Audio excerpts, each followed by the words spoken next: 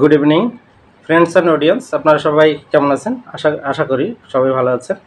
তো আমি ডক্টর আশিস মজুমদার আজকের সান্ধ্যকালীন ক্লাসে আপনাদের সকলকে স্বাগত জানাচ্ছি। তো আজকে যে লেসনটি আপনাদের মধ্যে আমরা শেয়ার করব সেটি হচ্ছে ইংলিশ ল্যাঙ্গুয়েজের সুন্দর একটা লেসন। সেটি হচ্ছে একটা প্রভাব। মূলত ইংলিশ ল্যাঙ্গুয়েজ একটা ভাস্ট ল্যাঙ্গুয়েজ। এই ল্যাঙ্গুয়েজে কথা বলার সময়, কনভারসেশনের সময় অনেক ইডিয়মস ফ্রেজ ব্যবহার করা হয়।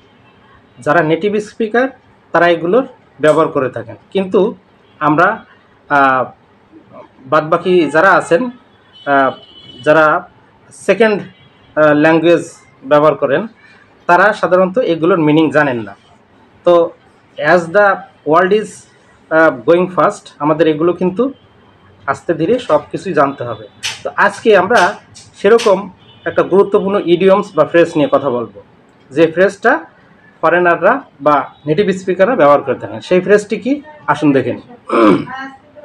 ওই ফ্রেজটি হচ্ছে ক্যাশ কাউ। কি বললাম? Cash cow.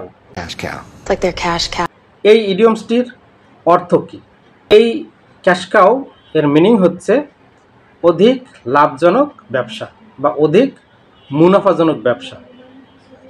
যখন এরকম বোঝায় যে কোনো একটা কাজ দ্বারা, কোনো একটা বিষয় দিয়ে অনেক লাভ করা যাবে, অনেক স্থায়ীভাবে এবং অধিক মুনাফা লাভ করা যাবে, এরকম বোঝানোর ক্ষেত্রে ক্যাশ কাউ শব্দটা ব্যবহার করা হয়।